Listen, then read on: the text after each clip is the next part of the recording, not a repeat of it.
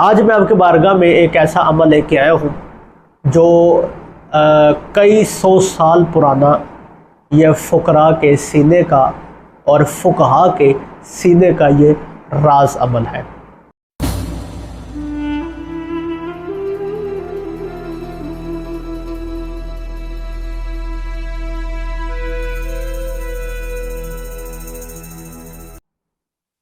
औज़ुबिल्लाहि मिनश्शैतानिर्रजीम बिस्मिल्लाहिर्रहमानिर्रहीम इन्नमा युरिदुल्लाहु लियुज़हिबा अन्कुम रिज्सा अहलल बैत व युताहिरकुम तत्हीरा अल्लाहुम्मा सल्लि अला मुहम्मद व आले मुहम्मद व अज्जिल फ़रजहुम। अस्सलामु अलैकुम व रहमतुल्लाहि व बरकातहू। आपका बहुत बहुत शुक्रिया अपने वीडियो देखने के लिए वक्त निकाला। अल्लाह पाक आपको अपने हिफ्ज़ व ईमान में रखे।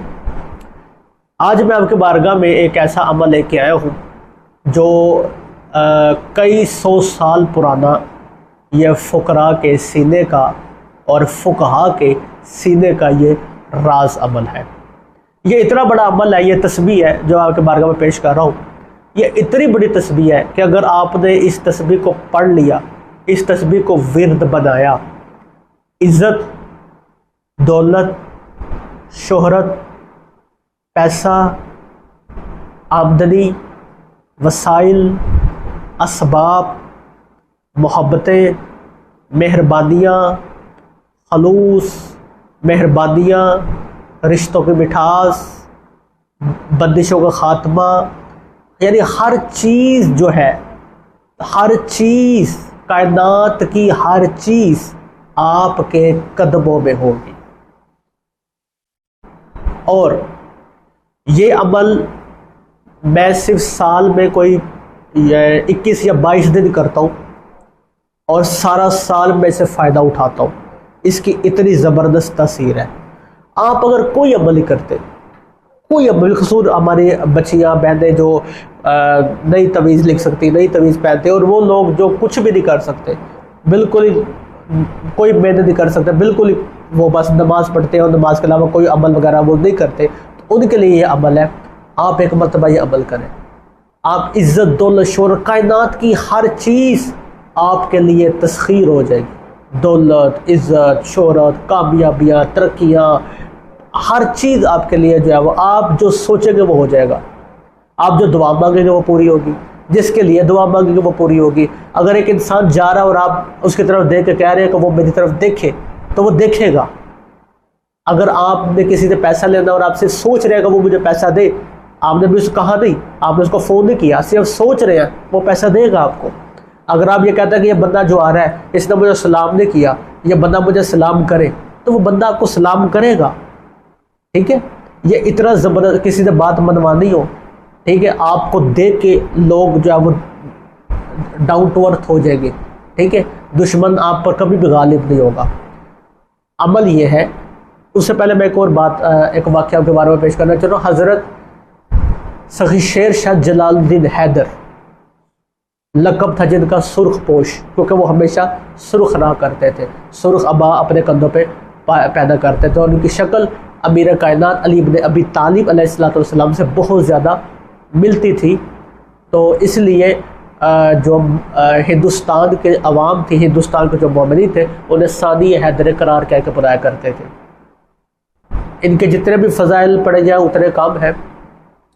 इन्होंने अपने एक मुरीद को, अपने शागिर्द को और अपने ही एक अपने नस्ल में से एक बेटे को ये अमल जो है, यह जो तस्बीह है, ये तालीम की थी।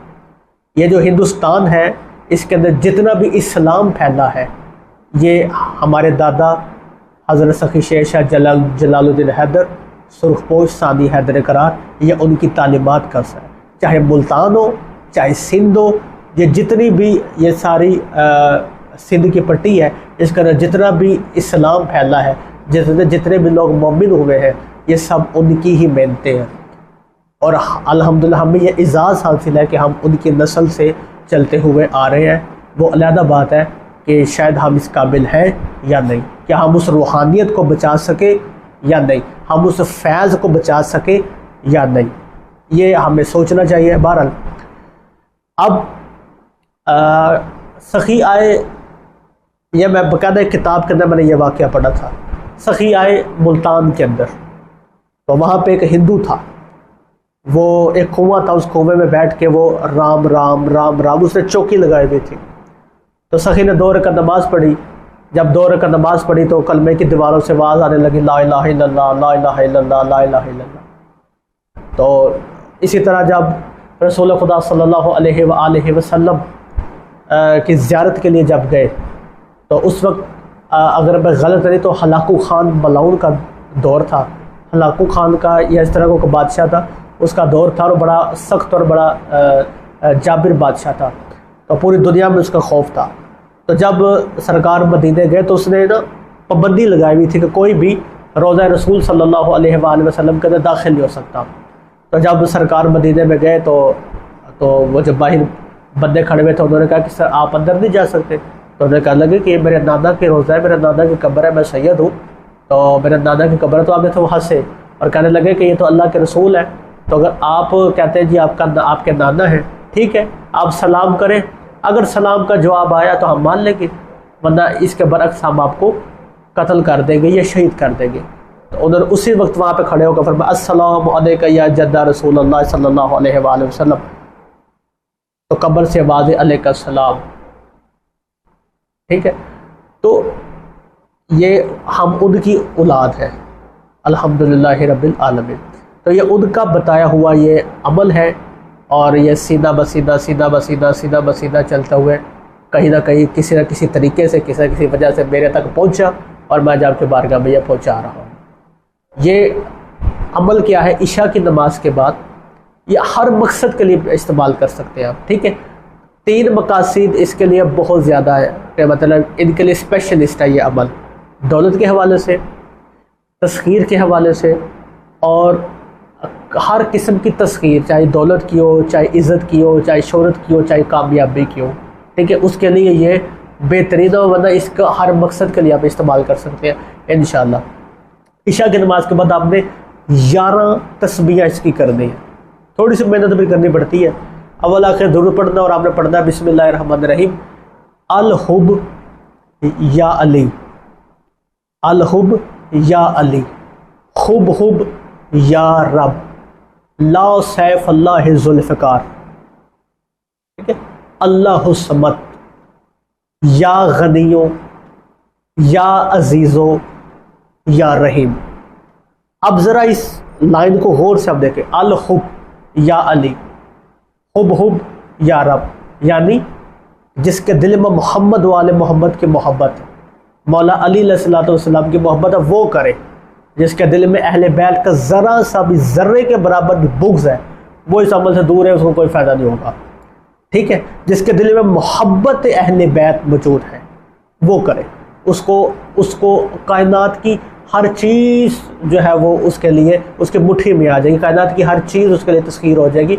हत्ता कि अगर आप सैयद हो, 5 वक्त के नमाजी हो, तहज्जुद गुजार हो, गुनाहों से दूर रहते हो, यह तस्बीह करें, इंशाअल्लाह एक वक्त आएगा अल्लाह पाक आपको विलायत भी अता करेगा, आप फ़कीर बन जाएंगे, आप वली बन जाएंगे। अल्लाह अकबर, आप साहिब दावात हो जाएंगे, आप साहिब करामात हो जाएंगे। पर उसके लिए ज़ाहिर है मेहनत की ज़रूरत होती है, और बहुत ज़्यादा मेहनत की ज़रूरत होती है। तो अल हुब या अली, हुब हुब या रब, ला सैफ अल्लाह ज़ुल्फ़िकार।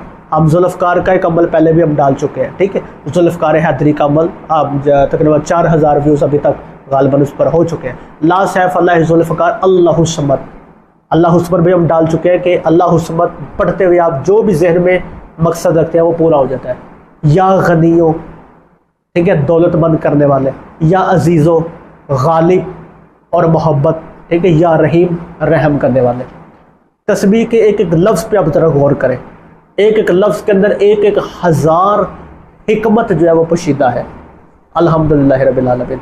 तो कायनात का कोई भी मकसद हो, ठीक है, जिस तरह हमने मुद्रा बिरुल मोमिनीन में डाला था, ठीक है, ज़ुल्फ़िकार हैदरी का अमल वो बंदिश के लिए था, ठीक है। तो ये हर मकसद के लिए, बिलखुसूस इज़्ज़त के लिए, तस्खीर के लिए, मियाँ बीवी के लिए भी पढ़ सकते हैं, बीवी मियाँ के लिए भी पढ़ सकते हैं, दुनिया में मकासद बता रहा हूँ, आपके दौलत के मामला उसके लिए भी आप पढ़ सकते हैं, दौलत की तस्खीर के लिए, रिज़्क़ की तस्खीर के लिए, ठीक है। अगर आप कहीं पर शादी करवाना चाहते हैं तो उस मकसद के लिए भी आप पढ़ सकते हैं, ठीक है। आता कि आप इबादतन भी पढ़ सकते हैं, अपनी ज़ुबान की तसीर के लिए भी पढ़ सकते हैं, अपनी दुआओं की कबूलियत के लिए भी पढ़ सकते हैं, अपनी बीमारी से निजात के लिए भी पढ़ सकते हैं, मोहम्मद वाले मोहम्मद का कुर्ब हासिल करने में पढ़ सकते हैं। और अगर आपके अंदर रूहानियत है तो आपको ख्वाब के अंदर अमीर अल मोमिनीन अली इब्न अबी तालिब अलैहिस्सलातु वस्सलाम की ज़ियारत भी होगी।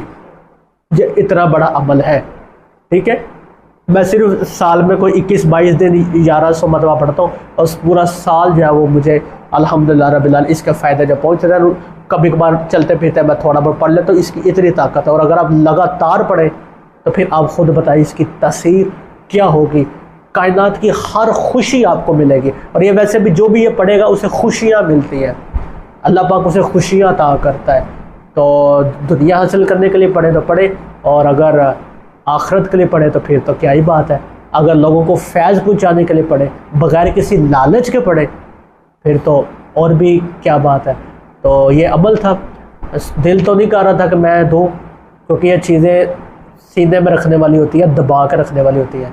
पर मैंने इस्तिखारा किया और आया कि मोमिनीन को दे दो, अगर किसी एक को भी फ़ायदा हो गया, जो कि होगा इंशाअल्लाह, तो मेरी निजात का और मेरी शिफात का सबब जो बन जाएगा। तो आपके लिए, और काइंडली इसकी कदर करें, यह बहुत बड़ा ख़जाना मैंने आपको सुपुर्द किया है, तो दुआ में याद रखिएगा।